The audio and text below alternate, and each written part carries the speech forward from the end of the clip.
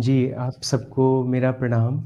जो आज का विषय रखा गया है भारत की आध्यात्मिकता और इस पे जिस तरह से आदरणीय सुजाता जी ने बहुत ही बढ़िया तरीके से कि किस तरह आध्यात्मिकता आज जिस तरह से हम धर्म को समझते हैं किस तरह उसकी जो यात्रा है वो आध्यात्मिकता तक पहुँचती है। किस तरह ये अपने आप में एक यात्रा है जिसमें हम स्थूल से सूक्ष्म की ओर जाते हैं, जिसमें हम जड़ से चैतन्य की ओर जाते हैं, जिसमें हम शरीर से आत्मा की ओर जाते हैं।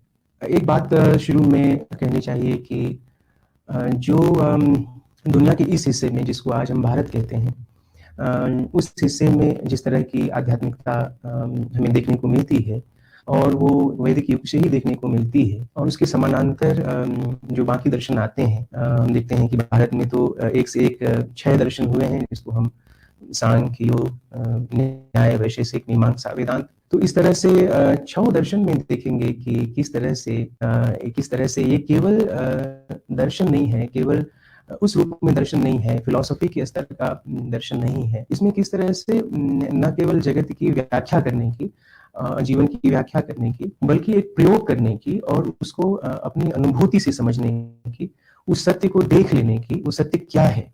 तो यहाँ दर्शन का अर्थ इतना व्यापक रहा कि उस सत्य को मैं जब तक देखूंगा नहीं, अपनी अनुभूति से समझूंगा नहीं, जीवन में प्रयोग करके देखूंगा नहीं, तो इस तरह से ये जो एक यहाँ की साधना की जो तक की जो परंपरा रही है, जिसमें केवल मान्यताओं को या केवल फेथ को स्थान नहीं दिया गया कि कुछ चीज है किसी ने लिख दिया तो हमने मान लिया। तो इस तरह से यहाँ ऋषियों की संतों की परंपरा चली है और बाद में हम देखते हैं कि पूरी दुनिया में ये यात्रा रही है अलग अलग हिस्सों में। संत लाओ त्से होते हैं, कन्फ्यूशियस होते हैं दूर चीन में, लेकिन वो भी वहीं उसी निष्कर्ष पे पहुंचते हैं। चाहे ईसा हैं, चाहे जरथुष्ट हैं, चाहे पैगंबर मोहम्मद हैं, तो ये जो सब कोई अपनी साधना से वहां तक पहुंचते हैं।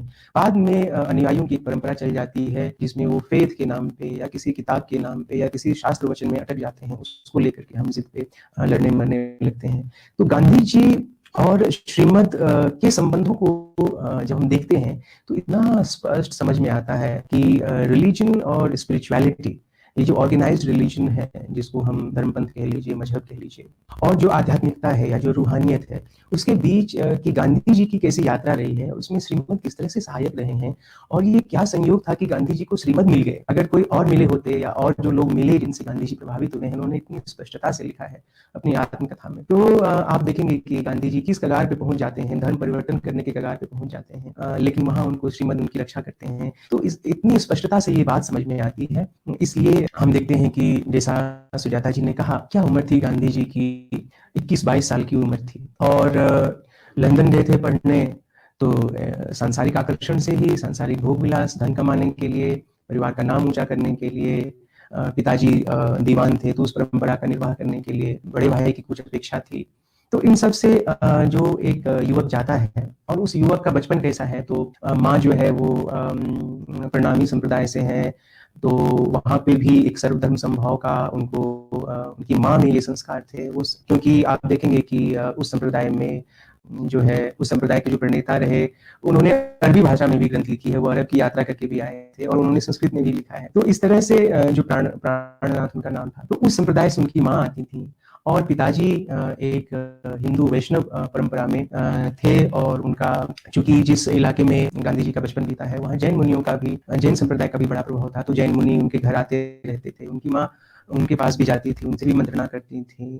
उनके पिताजी धर्म चर्चा में बहुत रुचि लेते थे। तो बचपन से एक सभी धर्मों के प्रति उनकी जिज्ञासा रहती है और जब वो लंदन जाने को होते हैं तो उनकी माँ उनसे वचन लेती है। ये जो उनके मन में एक भय रहता है कि बच्चा बाहर जाएगा तो मांसाहार कर लेगा या व्यभिचारी हो जाएगा। उनका विवाह बिल्कुल, आप देखिए कि 13 वर्ष की अवस्था में विवाह हो जाता है और जो है एक संतान भी हो गया है और वो कुछ 18-19 साल की अवस्था में वो बाहर जा रहा है, 18 साल की अवस्था में।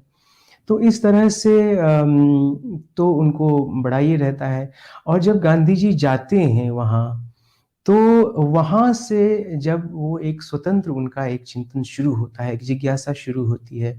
जब वो वेजिटेरियन सोसाइटी से जुड़ते हैं वहाँ भारत के त्योहारों पर उनके लंबे-लंबे लेख हैं, भारत की संस्कृति के बारे में, भारत के धर्मों के बारे में। तो उनके मन में उस समय भारत के धर्मों को भी नए सिरे से जानने की और दुनिया भर के धर्मों को जानने की, क्योंकि वहाँ उनको थियोसॉफ़ी लोग भी मिलते हैं।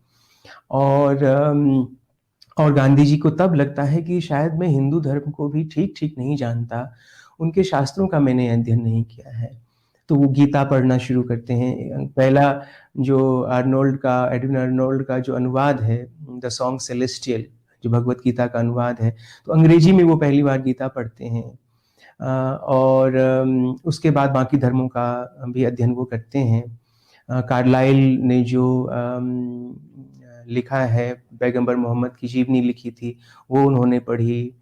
तो इस तरह से सभी धर्मों को जानने की, और वहाँ तो उनका अंग्रेज़ों के साथ उनकी उठक-बैठक होती थी, तो वो सब चाहते थे कि ये ईसाई बन जाएँ या ईसाई मत को मानने लगें, ईसा के बारे में जानें, क्योंकि हम जानते हैं कि ईसाइयों में उस दौर में भी एक बड़ा आग्रह होता है कि हम सबको अपने धर्म की श्रेष्ठता बताएँ, ईसा की महानता बताएँ, और इनको भी जो है, जो लाभ हमें मिल रहा है धर्म का, ये इनको भी मिल जाए।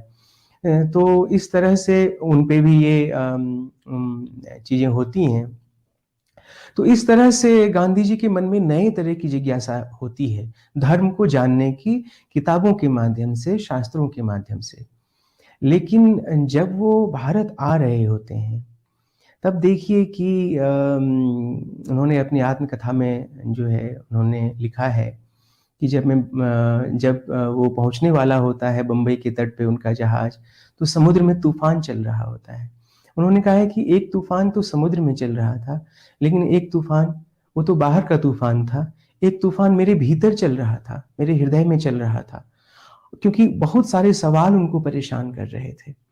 वो अपनी माँ के बारे में सोच रहे थे, अपने भाई की अपेक्षा के बारे में सोच रहे थे कि वो किस अपेक्षा से उन्होंने भेजा है, घर में गरीबी है, और मुझे एक संतान भी हो गया है, और पत्नी की क्या अपेक्षा होगी। तो इस तरह के प्रश्न उन्हें कचोट रहे हैं, और पृष्ठभूमि में चूँकि गीता का अध्ययन करने के बाद उनके मन में बहुत उथल-पुथल होता है, तो बहुत सारे जिनको हम अस्तित्ववादी प्रश्न जो उनके मन में उठते हैं कि वास्तव में आत्मा क्या है? ईश्वर क्या है? धर्म क्या है? कैसे जीना चाहिए? क्या करना चाहिए? ईश्वर क्या राम और कृष्ण सचमुच हुए थे? इस तरह के सवाल उनके मन में, क्योंकि गांधी जी की एक आप देखेंगे कि उनके वो एक जिज्ञासु की तरह उनका पूरा जीवन रहा है, पूरा जीवन। मरते दम तक वो एक जिज्ञासु, एक साधक रहे हैं, नित्य बदल रहे हैं, प्रयोगशील रहे हैं। तो वो बिल्कुल मुक्त हृदय से, कोई भी उन्हें अपनी बात अगर प्रभावित कर देते हैं, अपनी बात साबित कर देते हैं, उनके मन में बिल्कुल बिठा देते हैं, तो वो उसको मानने को तैयार हो जाएँगे। अगर उनके विवेक की कसौटी पे, जैसे विवेक की चर्चा सुजाता जी ने की, ये बहुत बड़ा गुण उनके भीतर था कि वो चीज़ों को देख, सुन, पढ़ करके, समझ करके और उसकी कसौटी पे उतार करके, अपने अनुभव से उसको परख करके ही मानते थे। तो इस तरह के जब प्रश्न आ रहे थे, तो इसका भी एक तूफ़ान उनके मन में चल रहा था। तो बहुत व्याकुलता थी, क्योंकि एक गृहस्थ, और उसमें भी एक युवा गृहस्थ, और जिसके प्रति इतनी अपेक्षाएँ हों परिजनों की। दूसरा, उनको जाति से, आप हम जानते हैं कि उनको जाति से बहिष्कृत कर दिया गया था, लंदन जाने से पहले। तो ये भी उनके मन में था कि अब जाति वाले कैसे स्वीकारेंगे, नहीं स्वीकारेंगे, तो बहुत सारे प्रश्न।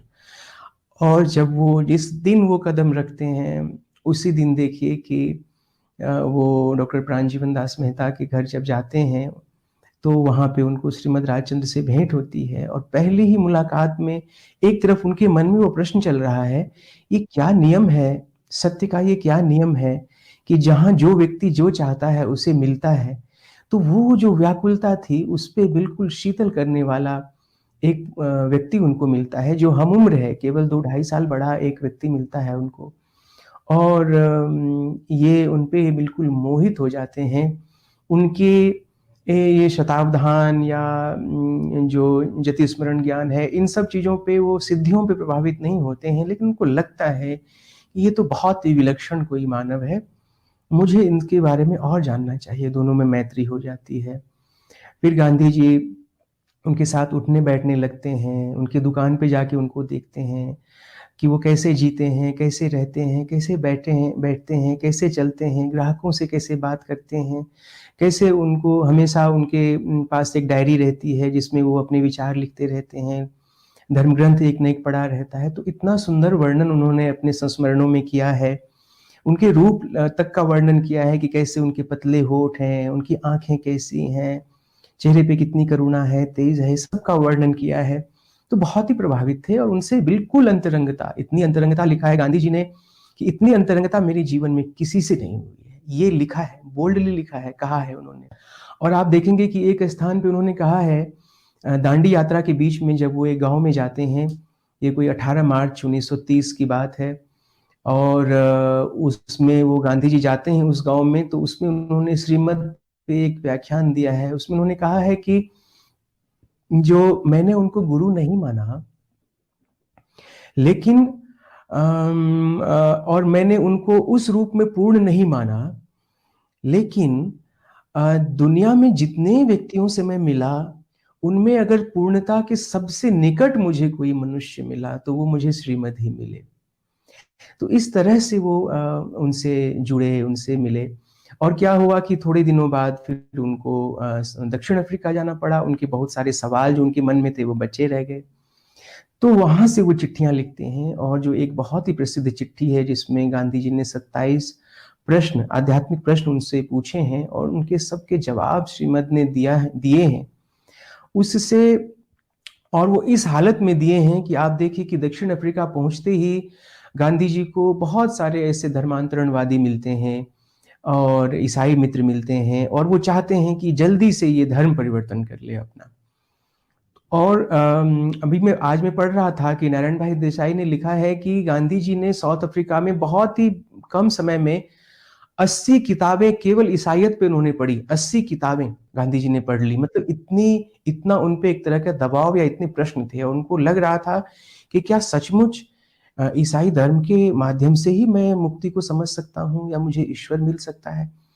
तो ये सारे प्रश्न उनको समझ में आते हैं कि ईश्वर क्या है, क्या ईसा सचमुच एक मुक्त पुरुष हुए थे, ये सब खुल करके, क्या बुद्ध को मोक्ष की प्राप्ति हुई थी, क्या रामकृष्ण सचमुच में हुए थे।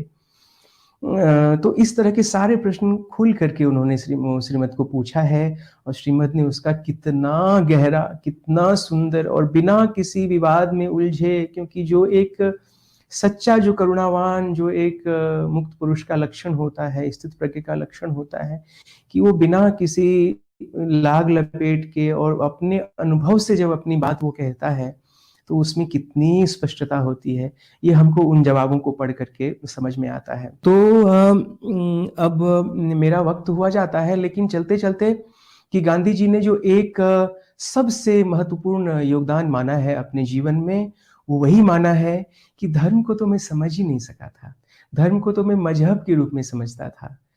और जब मैं श्रीमद् से मिला या श्रीमद् को पूछा तो श्रीमद् ने कहा कि अरे धर्म जिसको तुम समझते हो ये रिलीजन के रूप में, ये तो बाड़ा है जिसमें मानव जाति कैद हो गई है। और उन्होंने लिखा है कि जिसको मुक्ति की लगन लगी है, मोक्ष की लगन लगी है, अपनी आत्मा को जानने की लगन लगी है, उसको तो इस बाड़े से कैद होना पड़ेगा। उसको अपने भाल पे, अपने माथे पे किसी रिलीजन का नाम लिखने की जरूरत नहीं है। तो इस तरह से, और यही बात फिर गांधी जी को ईसावास्य उपनिषद में भी मिलता है। इसीलिए बाद में उनको समझ में आता है कि सत्य ही ईश्वर है।